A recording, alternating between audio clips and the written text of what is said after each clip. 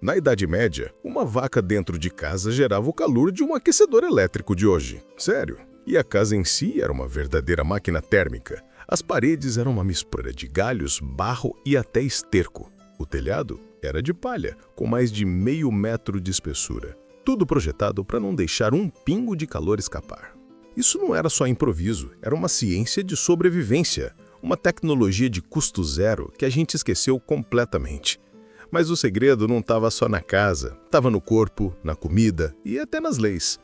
E por falar em soluções inteligentes e de custo zero, a melhor delas aqui é se inscrever no canal. Clica aí para não perder nenhuma. Olha, na verdade, a primeira coisa a entender é que luxo não era uma opção. Aquecimento era uma questão de vida ou morte. A vida camponesa, entre os anos 500 e 1500, era uma luta constante pela subsistência. A expectativa de vida era brutal, 30, 40 anos. O inverno não era um inconveniente, era um filtro seletivo que determinava quem viveria para ver a próxima primavera, especialmente para as crianças. A estrutura social feudal dominava tudo. Camponeses trabalhavam a terra de um senhor em troca de proteção e do direito de usar os recursos. Percebe? Eles tinham acesso à terra, à madeira, à argila, mas não ao dinheiro. A economia era agrária, baseada na troca e na produção própria. Você não comprava calor, você o criava, o construía, o comia. E as estratégias para isso eram geniais. E a primeira linha de defesa era a própria casa. Entre os séculos 9 e 15, a casa camponesa era um feito de engenharia de subsistência. Eram minúsculas, pensa bem, 10 a 20 metros quadrados para uma família inteira. O tamanho reduzido era proposital, pois facilitava o aquecimento do ambiente com uma única fonte de calor. Era mais eficiente manter um espaço pequeno aquecido do que um grande. As paredes, com 20 a 30 centímetros de espessura, eram feitas com a técnica de wattle and dog. Era uma trama de galhos preenchida com uma pasta isolante de argila, palha e até esterco. E o telhado era de colmo, uma camada de palha com até 60 centímetros de espessura. Isso criava bolsões de ar, um isolante perfeito e gratuito. A historiadora Jane Granville, em seu estudo The Medieval Peasant House in England, documenta como essa combinação de materiais orgânicos criava uma barreira térmica surpreendentemente eficaz. Mas uma casa isolada não gera calor, ela apenas o retém. A fonte primária era a fogueira aberta, o hearth, no centro do cômodo. E aqui vem um ponto crucial. Até o século XIII ou XIV, chaminés eram raras.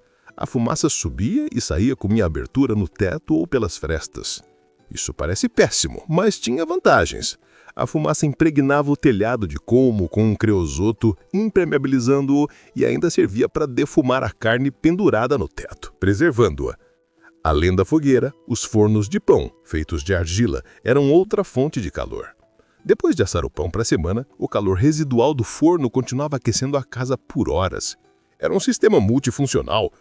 Isso é visível em ilustrações da época, como as do famoso Livro das Horas, e confirmado por arqueólogos. A fogueira era o coração da casa. Aquecia, cozinhava e iluminava. Com a casa e a fogueira cuidando do ambiente, a próxima camada de proteção era pessoal, a roupa. O material rei era a lã. As fibras de lã, com seus 20 a 40 micrômetros de diâmetro, têm uma estrutura que aprisiona o ar, criando uma barreira térmica natural e eficiente, mesmo quando úmida. O linho era usado por baixo, em contato com a pele. Eles não tinham um guarda-roupa, talvez 2 ou 3 conjuntos de roupa, remendados e usados até se desintegraram. Peles de ovelha, cabra ou coelho viravam casacos e luvas. A fiação e a tecelagem eram tarefas domésticas feitas pelas mulheres. O custo era zero em dinheiro, mas altíssimo em tempo e trabalho. Achados têxteis em sítios arqueológicos como York e Whitechapel confirmam exatamente isso. Roupas funcionais, duráveis e feitas de materiais locais. E quando a noite chegava, a batalha contra o frio entrava em sua fase mais crítica. O colchão era um saco de tecido grosseiro, cheio de palha de trigo ou centeio. Um isolante fantástico, tirado direto do campo após a colheita. Claro, essa palha precisava ser trocada a cada umas semanas para evitar umidade e insetos. Era um sistema de custo zero, mas de manutenção constante. Os cobertores eram de lã grossa e peles de animais. Mas a estratégia mais eficaz era a social.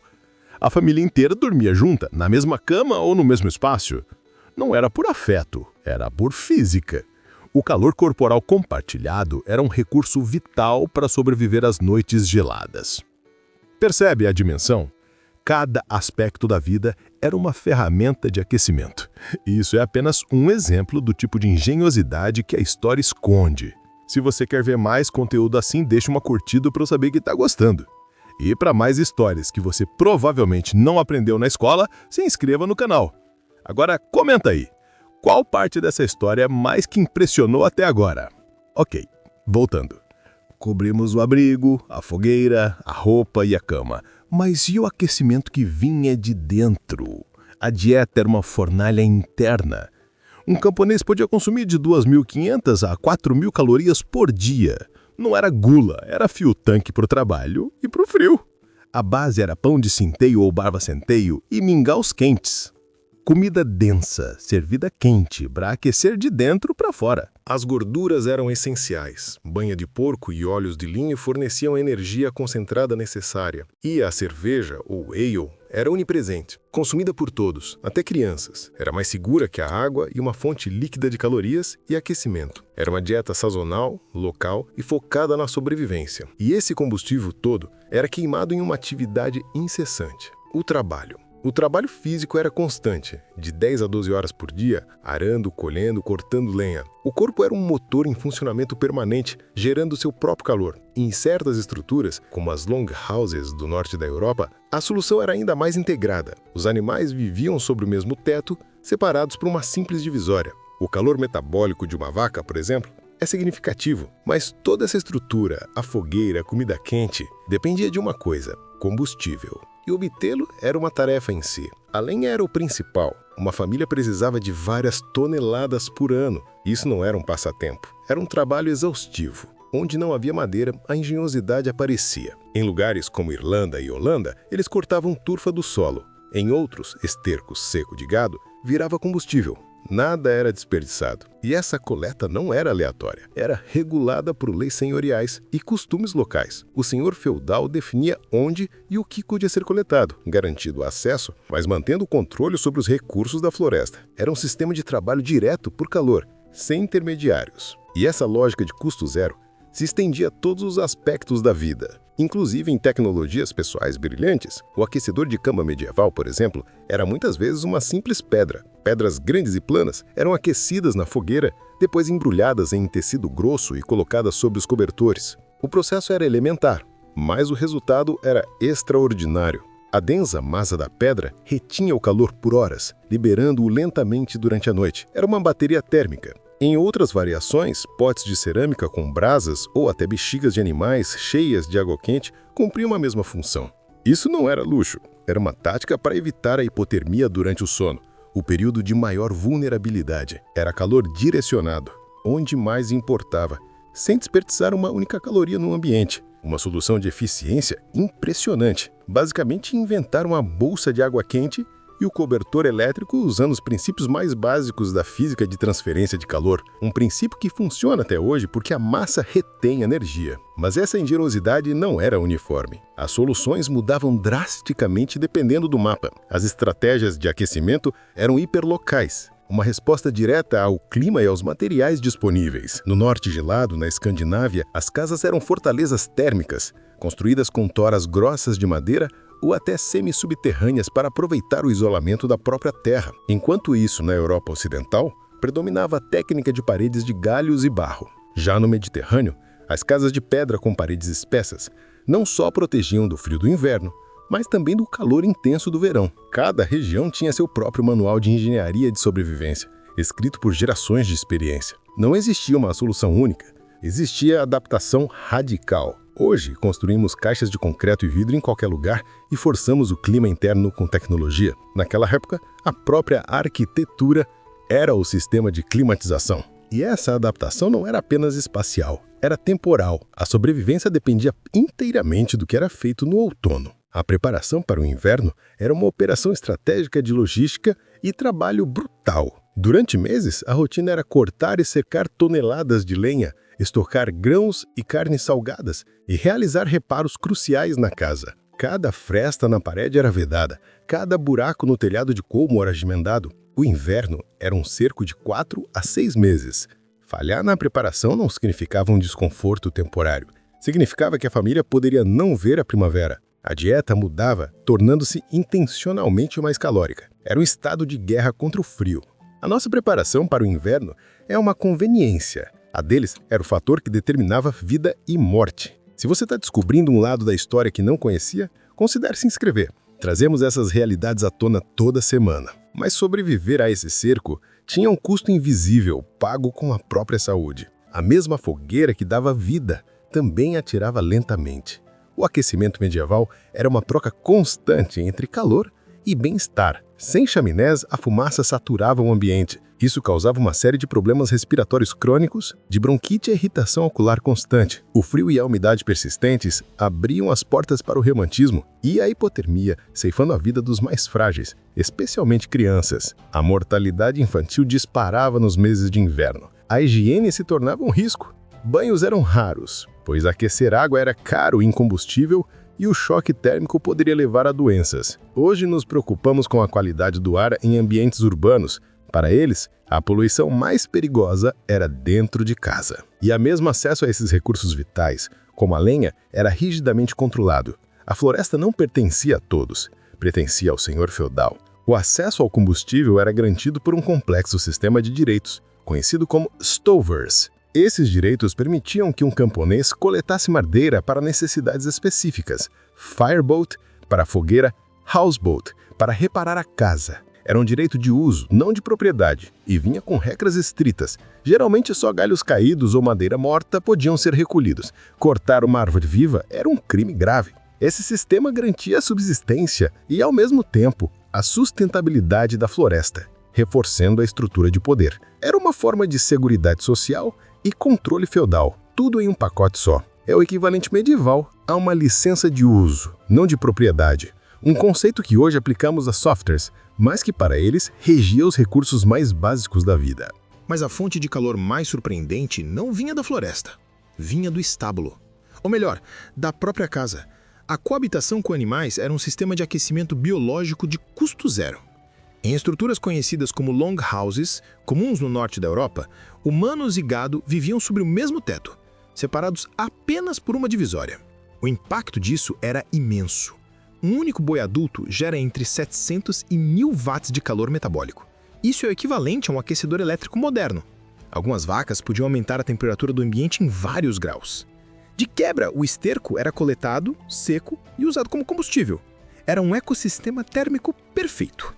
Eles criaram um sistema de aquecimento central vivo. O mesmo princípio de aproveitar calor residual é usado hoje para aquecer prédios com o calor de data centers. Eles só usavam vacas em vez de servidores. E para garantir que nada desse calor escapasse, os detalhes finais eram cruciais. O diabo e a sobrevivência estavam nos detalhes do isolamento. Métodos de vedação adicionais transformavam a casa de uma peneira em um envelope térmico. Qualquer fresta nas paredes era preenchida com musgo, lama ou mais palha. Uma camada espessa de palha fresca era espalhada sobre o chão de terra batida. Isso não apenas isolava do frio que vinha do solo, mas também absorvia umidade e sujeira, funcionando como um tapete descartável e gratuito. Em casas semi-subterrâneas, a própria terra ao redor das paredes agia como um isolante massivo, estabilizando a temperatura interna. Cada pequena ação, cada buraco tapado, somava-se para criar um microclima habitável. Isso é o equivalente medianal de calafetar janelas e usar fita de vedação. Um princípio que qualquer especialista em eficiência energética defenderia hoje. Primeiro, cere as fugas. Cada fresta vedada era mais uma pequena vitória na longa guerra contra o inverno. Essa vigilância constante era crucial. A soma de minúsculas vitórias garantia que o inverno não cobraria um preço ainda maior. Não havia espaço para esquecimento. Cada palha ajustada, cada pedra aquecida, cada mingau quente era uma linha de defesa. A sobrevivência exigia esforço ininterrupto. Corpo e casa eram extensões um do outro. Uma orquestra de engenhosidade bruta na guerra contra o frio. O custo zero que buscavam não significava facilidade. Significava uma vida inteira de trabalho árduo. Exigia sacrifícios diários e uma resiliência que hoje mal podemos imaginar. Eles não buscavam conforto, mas a mera continuidade da existência. Uma luta onde a única recompensa era ver o próximo amanhecer sem congelar. A engenhosidade humana brilhava na miséria, uma lição desconfortável sobre o real significado de sobreviver. Hoje ligamos um botão e esperamos que o calor apareça. Pagamos por isso, claro. Mas o preço medieval era o tempo, o corpo, a saúde. Trocamos o suor por uma fatura mensal, o cheiro de fumaça por um ar-condicionado. Nos isolamos da natureza com tecnologia. Eles se integravam a ela por pura necessidade. Será que nosso conforto moderno não esconde um custo diferente, igualmente pesado? Uma nova forma de servidão? Pense nisso na próxima vez que reclamar da conta de luz ou do termostato. Imagine coletar cada galho, selar cada fresta ou dormir com sua vaca para não congelar. Se você valoriza o aquecimento que não exige uma guerra diária pela sobrevivência, curta esse vídeo e se inscreva para mais histórias que nos fazem questionar o progresso. Ou prefere aquecer pedras para a cama. A verdade é que o calor sem custo da Idade Média tinha um preço altíssimo. Era pago com a própria vida, ano após ano, inverno após inverno. Uma barganha brutal que a humanidade fez com a natureza. Não era escolha, era a única opção. E o frio sempre vencia alguns.